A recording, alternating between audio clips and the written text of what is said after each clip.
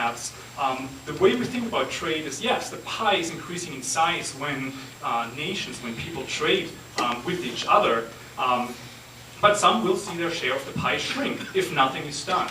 And economists also very much agree on that there are distributional consequences which we have to deal with one way or the other.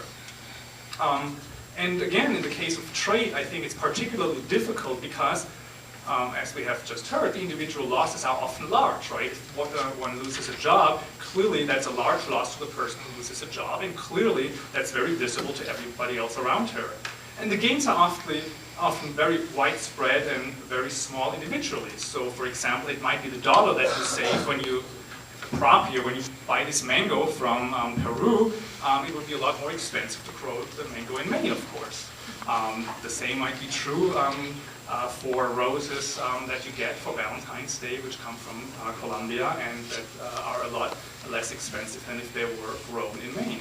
So those are, of course, relatively small gains, but those are tangible gains, and it turns out that after all that, let me tell you why I am actually opposed to the US-Colombia Free Trade Agreement.